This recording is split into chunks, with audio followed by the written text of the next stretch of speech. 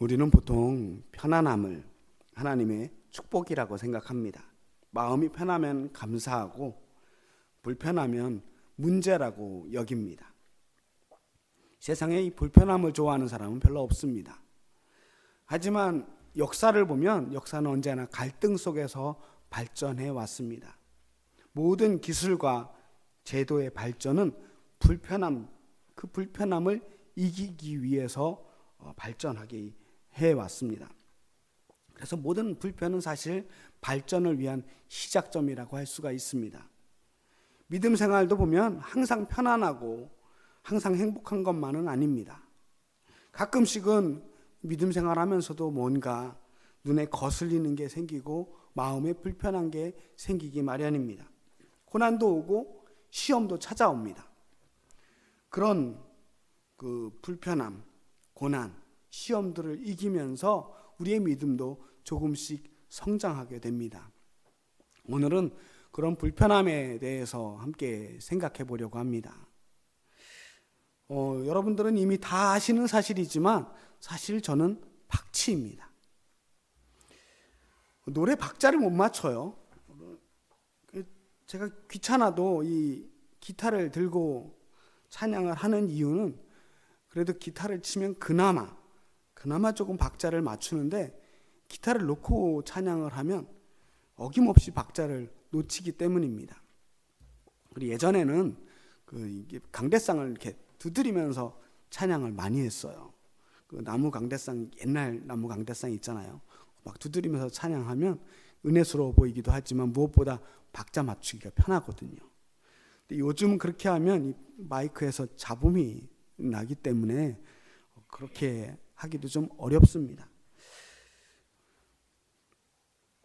하여튼 제가 이 예배 때마다 박자 못 맞추는 것을 보면서 참다 못한 우리 막내 지효가 마침내 자기가 카혼을 쳐야겠다고, 박자를 좀 맞춰줘야 되겠다고 결심을 하게 되었습니다. 그래서 몇 주 전부터 이제 다시 카혼을 치는데 그 모습이 어찌나 기특하고 고마운지 모르겠더라고요. 사실 드럼도 좀 배웠고요. 지효가 나름 박자 감각이 있는데 제가 박자를 놓칠 때마다 얼마나 마음이 불편했겠어요. 무엇보다 자기 마음이 어떻게 저렇게 못할 수 있을까, 그 불편함을 견디기 힘들었을 것 같습니다. 그런 지효의 모습을 보니까 제 어릴 때 생각이 나더라고요. 고등학교 때 저희 아버지도 목회를 하셨는데 개척교회에서 목회하실 때였습니다. 그 예배 중에 은혜를 받으신 권사님, 할머니 권사님이 한 분 계셨어요. 이 권사님께서 갑자기 주일 예배 때 당신이 특성을 하겠노라고 자원을 하신 거예요. 근데 교인들이 너무 은혜스러우니까 박수를 치면서 환영을 했습니다. 그래서 그 권사님이 그냥 용감하게 그날 나오셔서 찬송가 한 곡을 무반주로 1절부터 4절까지 혼자 다 부르셨습니다. 근데 안타깝게도 그 권사님은 지독한 음치셨어요. 보통 음치가 아니라요, 이게 모든 노래가 음이 없어요. 그냥 다 똑같이 책 읽는 것처럼 부르시는 거예요. 하지만 권사님은 굉장히 뿌듯해 하셨고 만족스러워 하셨습니다. 그리고 또 그렇게나마 그 은혜 받고서 자신의 믿음을 고백하는 그 찬양하는 모습이 굉장히 은혜스러웠거든요. 그래서 성도님들도 다들 박수를 치면서 응원해 드렸습니다. 근데 문제는요, 이때 이 권사님 기분이 너무 좋으셨던 거예요. 그래서 매주마다 특성을 자청하시는 겁니다. 이제 처음에 한두 번은 굉장히 은혜스러웠는데 한 주 한 주 지날수록 듣는 사람들도 괴로운 거죠. 듣기가 점점 힘들어졌습니다. 그런데 누구 하나 권사님 이제 특성 그만하셔도 돼요 라고 말릴 수가 없었습니다. 누구도 할 수 없는 거죠. 그때 저와 제 친구들이 그걸 하기로 결심을 했어요. 도저히 못 들어주겠다. 이건 어떻게 해서든 그만두게 해드려야 된다. 그래서 친구들이 함께 모여서 우리가 특성을 하기로 했습니다. 그래서 같이 기타 치면서 찬양을 연습하고 특성을 먼저 신청했습니다. 그렇게 이제 우리가 찬양을 하기 시작하면서 한 주만 하면 그 다음 주에 또 할까봐 그 다음 주에 또 우리가 신청을 하고 하면서 자연스럽게 그 교회에 학생들로 이루어진 이 찬양팀이 생겨나게 되었습니다. 물론 권사님 특성은 그 후로 더 들어볼 수가 없었습니다. 하여튼 그런 불편함, 그 마음속에 느껴지는 어떤 불편함이 있는데 저는 그것을 거룩한 불편함이라고 한번 불러봤습니다. 오늘 성경 이 설교 말씀 제목을 거룩한 불편이라고 지었거든요. 사람마다 불편함을 느끼는 그 분야가 다릅니다. 어떤 사람들은 사회적인 문제들을 보면서 불편함을 느끼기도 하죠. 또 어떤 사람은 사람들의 태도에 대해서 불편함을 느끼기도 하고요. 사소한 말투나 이 환경 때문에 불편을 느끼기도 합니다. 사람마다 성향과 성격과 어떤 관심사가 다른 것처럼 불편함을 느끼는 것도 저마다 다릅니다. 다른 사람들 눈에는 아무렇지 않아 보이는 것들도 유독 내 눈에는 보일 때가 있어요. 그리고 내 마음에 그게 몹시 불편하게 느껴질 때가 있습니다. 남들은 그럴 수도 있지라고 하는데 저는 계속 그 장면이 떠나질 않고 계속 신경이 쓰이는 거죠. 왜 나는 이게 불편하지? 라는 생각이 드는 겁니다. 오늘 우리가 읽은 이 느헤미야의 1장 말씀은 한 사람의 마음에 생겨난 그 거룩한 불편, 그 불편함이 어떻게 하나님이 일하시는 도구가 되어 가는지를 보여주고 있습니다. 느헤미야 1장을 보면 이런 장면으로 시작합니다. 하가랴의 아들 느헤미야의 말이라. 아닥사스다 왕 제20년 기슬르월에 내가 수산궁에 있는데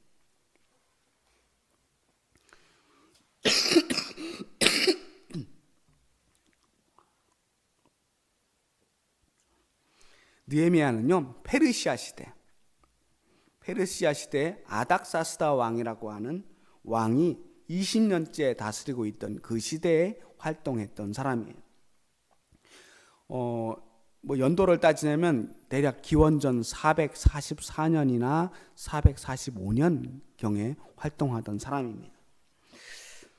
근데 어느 날 유다 지역에서 온 사람들이 느헤미야 앞에 나타난 거예요.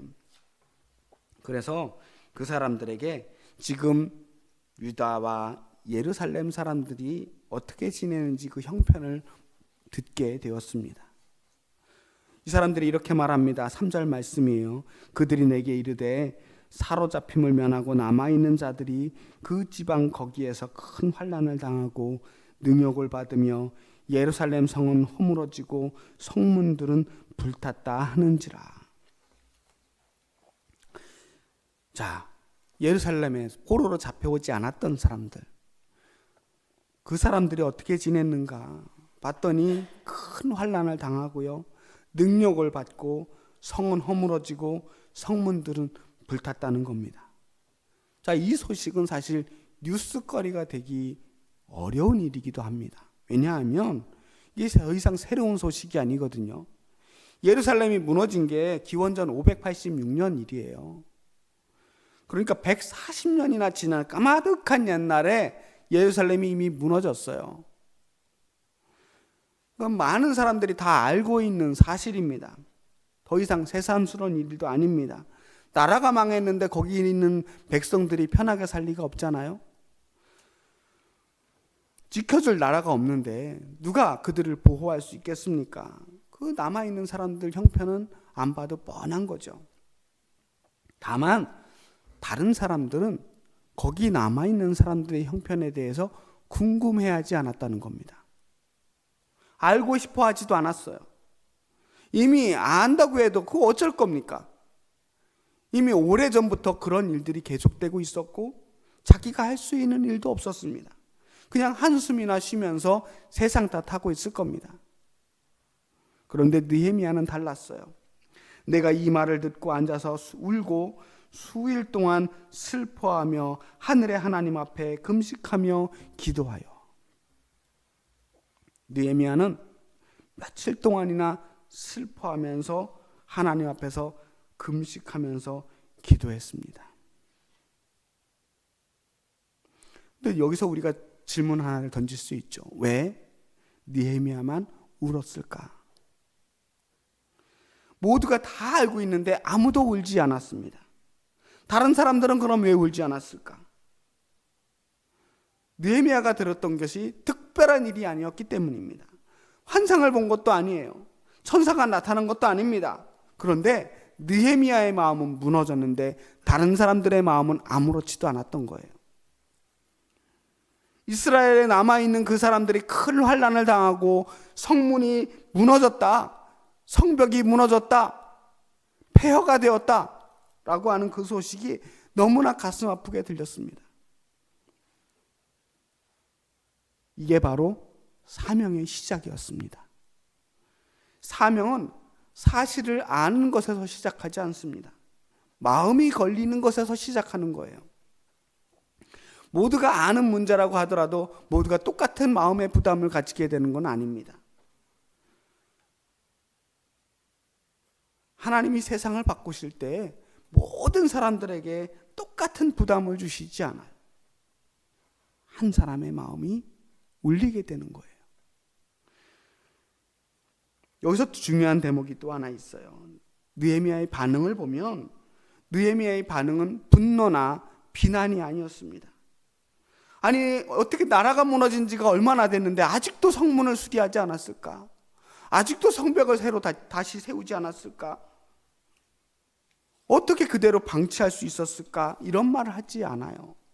그냥 앉아서 울었습니다. 그리고 금식하며 기도했습니다. 이 거룩한 불편이라고 하는 것은 비판으로 터지는 것이 아니라 기도와 눈물로 흘러나오는 것입니다. 사실 비판하기는 쉽습니다. 하지만 함께 아파하면서 기도하는 겸손이 우리에게 필요한 거예요. 비판하는 사람은 너무나 많습니다. 근데 그 비판만으로는 아무것도 바꿀 수가 없습니다. 사람들은 보통 조금 불편하면 바로 말하고 바로 판단하고 그리고 비판합니다. 하지만 느헤미야는 그 불편함을 하나님 앞으로 가져갔습니다. 그리고 기도합니다. 느헤미야 1장 5절부터 마지막 절 11절까지는 모두 느헤미야가 한 기도의 내용입니다. 느헤미야의 기도,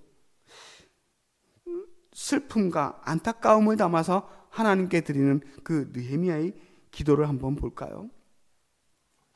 느헤미야는 이 상황에서 하나님 앞에 자신의 죄를 먼저 고백합니다. 이제 종들이 주의 종들인 이스라엘 자손을 위하여 주야로 기도하오며 우리 이스라엘 자손이 주께 범죄한 자들을 자복하오니 범죄한 죄들을 자복하오니 주는 귀를 기울이시며 눈을 여시사 종의 기도를 들으시옵소서. 나와 내 아버지의 집이 범죄하여 주를 향하여 크게 악을 행하여 주께서 주의 종 모세에게 명령하신 계명과 율례와 규례를 지키지 아니하였나이다.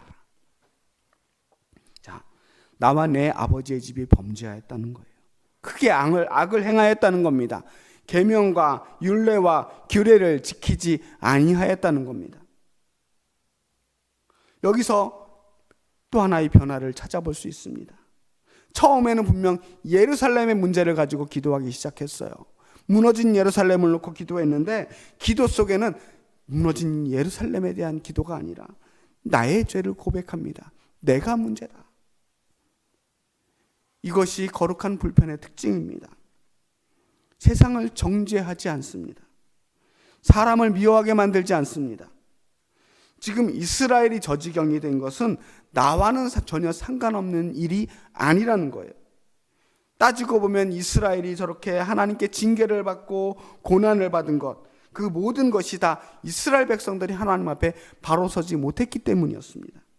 그런데 그 이스라엘의 죄 안에 자신의 죄도 포함되어 있다는 것입니다. 그래서 이 느헤미야는 하나님 앞에 자신의 죄를 먼저 고백하는 겁니다. 내가 잘못했습니다. 나와 내 아버지의 집이 주님께 죄를 지었습니다. 오히려 자기 자신을 하나님 앞에 내세우는 거예요.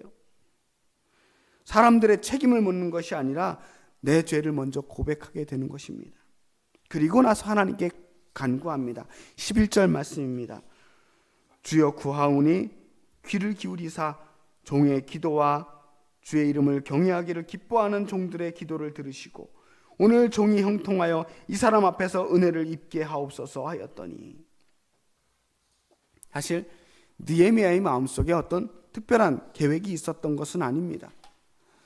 기도를 드릴 때 주님 저에게 힘을 주시고 능력을 주셔서 저로 하여금 이 예루살렘을 회복하게 하고 성벽을 다시 재건하게 하여 주옵소서라고 하지 않았습니다. 그런 꿈을 아직 꾸지 않았습니다. 그냥 이스라엘의 아픔을 들었을 때 이 일을 위하여 뭔지는 모르지만 나를 사용하여 주시옵소서. 그 무너진 성벽을 외면할 수 없어서 이스라엘의 그 안타까운 소식을 듣고 가만히 있을 수가 없어서 그래서 기도한 거예요. 하나님, 뭐라도 좋으니 주여 저를 사용하여 주시옵소서. 거룩한 불편은 남에게 그 일들을 맡기는 것이 아니라 책임을 짊어지게 만드는 것입니다. 느헤미야는 지금 하나님 예루살렘을 고쳐주시옵소서라고 기도하지 않습니다. 이렇게 기도해요. 오늘 종이 형통하게 하시고 이 사람 앞에서 은혜를 입게 하옵소서. 여기서 이 사람 누구예요? 왕이에요. 왕. 페르시아 왕 아닥사스다 왕이에요. 그 사람 앞에서 자기가 은혜를 받아서 이 일을 나를 통해서 사용할 수 있도록 도와주시옵소서. 하나님, 문제를 없애는 대신 문제 속으로 저를 보내주시옵소서. 그런데 그때 느헤미야의 일이 뭐였냐면 왕의 술관원이었다고 그랬어요. 왕의 술관원은 왕 가장 가까운 곳에서 술을 담당하는 관원이에요. 그래서 가장 믿을 만한 사람에게 이 일을 맡기게 됩니다. 이 왕의 술관원 된 사람이 왕에게 은혜를 입어서 무언가 내가 할 수 있는 일이 있지 않을까, 그렇게 기도한 겁니다. 결과 어떻게 됐을까요? 말 그대로 느헤미야는 하나님께 은혜를 받습니다. 그래서 왕을 가장 가까이 보필하는 그 보좌하는 지책에서 아닥사스다의 신임을 받고 예루살렘 성벽을 재건하는 그 일을 감독하기 위해서 많은 건축자재를 가지고 예루살렘으로 총독으로 파견돼요. 그리고 무너진 성벽을 자신의 손으로 다시 일으켜 세우는 일을 감당하게 됩니다. 오늘 본문은 우리에게 이렇게 묻습니다. 남들은 다 괜찮다고 아무렇지도 않게 그렇게 듣는 그 소식에 대해서 나는 왜 자꾸 마음에 걸리는가? 나만 왜 그 장면이 불편한가? 나는 왜 그냥 지나치지 못하는가? 그 질문 앞에서 이렇게 고백할 수 있으면 좋겠습니다. 하나님, 혹시 이것이 하나님 저에게 주신 거룩한 불편입니까? 사명이라고 하는 것은 어떤 내가 할 수 없는 큰 숙제를 나에게 주시는 것이 아닙니다. 사명은 내가 외면할 수 없는 일이 나의 사명이 되는 것입니다. 느헤미야는 사실 건축 전문가도 아니었습니다. 군인도 아니었습니다. 지도자 훈련을 받은 적도 없습니다. 그런데도 하나님은 느헤미야를 사용하셨습니다. 선택하여 느헤미야를 그 일에 쓰고 계셨습니다. 왜요? 느헤미야가 그 일을 가장 잘할 수 있어서가 아니라 느헤미야가 그 일에 가장 아파했기 때문입니다. 하나님은 그 문제를 가장 아파하는 사람을 찾으십니다. 오늘 3.1절이에요. 1919년 3월 1일 그 3.1운동의 가장 앞에 기독교인들이 있었습니다. 수많은 성도들이 이 운동에 동참을 했습니다. 3.1운동을 기독교 운동이라고 할 수는 없지만 분명히 그 안에 많은 성도들이 중심이 되어서 움직였었던 것은 사실입니다. 왜요? 그들은 민족이 처한 현실을 보면서 도저히 가만히 있을 수가 없었습니다. 믿음을 가진 사람으로서 그들은 하나님 앞에 기도했을 뿐만 아니라 목숨을 걸고 태극기를 만들었고 그 태극기를 가지고 길거리로 뛰쳐나와 대한독립 만세를 불렀습니다. 폭력이 아니라 독립을 선포하면서 우리가 스스로 자주 독립국임을 일제의 그 총칼 앞에서도 용감하게 당당히 외쳤습니다. 많은 사람들이 그 일로 옥고를 치르고 또한 때로는 교회 안에서 산채로 불타 죽는 일들까지 겪어야만 했습니다. 그들의 눈물과 희생은 이 나라 독립을 위해 역사 속에 깊이 새겨졌습니다. 왜냐? 그 사람들은 그 문제 앞에서, 이 나라의 위기 앞에서 눈물을 흘리며 가장 아파했기 때문이었습니다. 그래서 하나님은 그들을 사용하신 겁니다. 하나님은 가장 불편해하는 사람을 찾으십니다. 그리고 그 불편함을 기도로 품는 사람을 통해서 하나님의 일을 일하십니다. 오늘 우리의 마음이 불편한 그 어떤 것이 있습니까? 그렇다면 그것을 억지로 밀어내려고 하지 마세요. 그 불편함 속에 하나님의 부르심이 있는지 모릅니다. 교회 생활하면서 그 안에서 불편함이 있을 수도 있어요. 가정에서의 불편이나 사회 안에서의 불편함 때문에 우리의 마음이 아파할 수도 있습니다. 바로 그 불편한 지점을 놓고 우리 함께 기도할 수 있기를 바랍니다. 그 거룩한 불편이 하나님께서 우리를 일으켜 세우시는 첫 번째 신호입니다. 하나님 앞에 하나님 이 불편을 없애주십시오라고 기도하지 말자는 거예요. 대신 이렇게 기도합시다. 하나님, 이 불편함 속에서 제가 해야 할 일이 무엇인지를 보여주십시오. 이 거룩한 불편은 우리의 삶을 불편하기 위해서 오는 것이 아니라 하나님 나라를 향하여 하나님의 일을 위하여 우리를 부르시는 것입니다. 우리 꼭 기억해야 합니다. 사명은 내가 할 수 있는 일이 아니라 내가 외면할 수 없는 일입니다. 우리의 마음을 불편하게 하는 그 자리, 어쩌면 하나님이 우리를 부르시는 자리임을 기억하시기 바랍니다. 하나님은 능력 있는 사람을 찾으시는 것이 아니라 그냥 보고 지나치지 못하는 사람을 부르시고 계십니다. 그 문제를 놓고 계속 기도하는 사람을 오늘도 찾고 계십니다. 주여, 제 눈에만 그게 보입니다.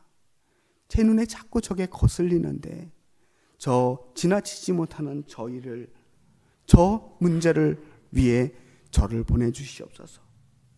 저를 형통하게 하시고 저에게 은혜를 주셔서 제 앞에 있는 그 문제를 외면하지 않게 하시고 저를 사용하여 주옵소서. 이 기도를 드리는 사람을 통해서 하나님께서는 오늘도 무너진 성벽을 다시 세울 것입니다. 하나님의 역사를 기대하면서 오늘 이 기도의 자리에서 순종으로 나아갈 수 있기를 주님의 이름으로 축복합니다. 우리 함께 기도하겠습니다. 살아계신 아버지 하나님, 살아가면서 우리는 종종 우리 눈에 거슬리는 것들을 보게 됩니다. 그것 때문에 마음이 불편하고 때로는 상처가 되기도 합니다. 하지만 바로 그 거슬리는 일, 그냥 지나치지 못하는 그 일을 위하여 우리를 부르시지는 않았는지 다시 한번 생각해 보게 됩니다. 하나님, 우리 앞에 있는 그 불편함을 놓고 기도하게 하시고 그 불편함을 해결하기 위하여 우리를 사용하여 주시옵소서. 언제나 우리의 가장 약한 모습을 통하여 우리를 사용하시는 주님을 믿사오며 살아계신 예수님 이름으로 간절히 기도하였습니다. 아멘.